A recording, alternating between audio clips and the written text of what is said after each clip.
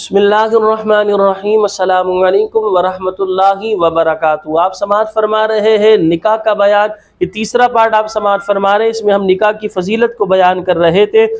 نبی کریم صلی اللہ علیہ وسلم نے ارشاد فرمایا، تین شخصوں کی اللہ تعالیٰ مدد فرمائے گا: اللہ تعالیٰ کی راہ میں جہاد کرنے والا اور مکاتب کے ادا کرنے کا ارادہ رکھتا ہو اور پارسائی کے ارادے سے نکاح کرنے والا۔ ان تین شخصوں کی اللہ تعالیٰ حفاظت فرمائے گا۔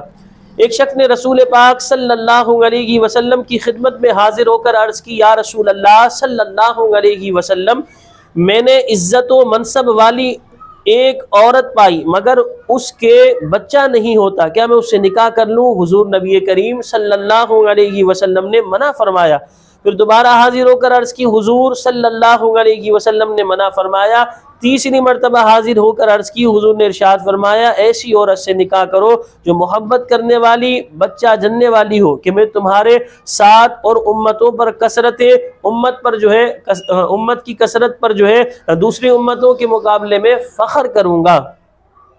نبی کریم صلی اللہ علیہ وسلم نے فرمایا، ابو بکر صدیق رضی اللہ تعالی عنہ سے اس حدیث کو انہوں نے روایت کیا۔ انہوں نے فرمایا کہ اللہ عز و جل نے جو تمہیں نکاح کا حکم فرمایا تم اس کی اطاعت کرو، اس نے جو غنی کرنے کا وعدہ کیا ہے پورا فرمائے گا۔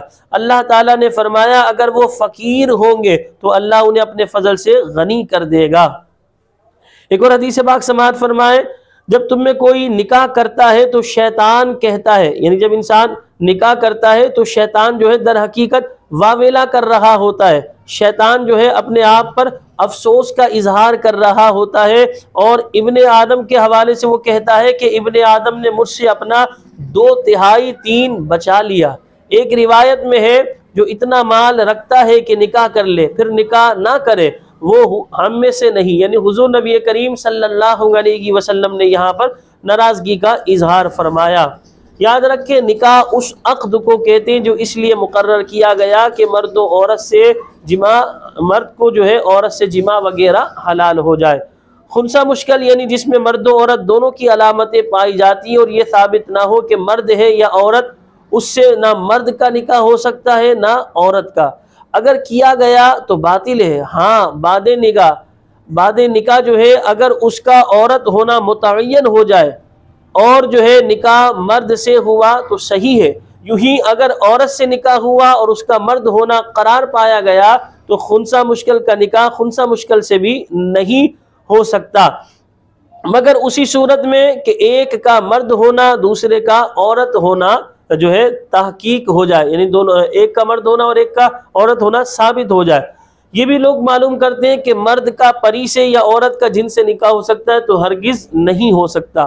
یہ جو عوام میں مشہور ہے کہ بدمانس آدمی کی شکل میں ایک جانور ہوتا ہے، اگر واقعی ہے تو اس سے بھی نکاح نہیں ہو سکتا کہ وہ انسان نہیں، جیسے پانی کا انسان کہ دیکھنے سے بالکل انسان معلوم ہوتا ہے اور حقیقتاً وہ انسان نہیں۔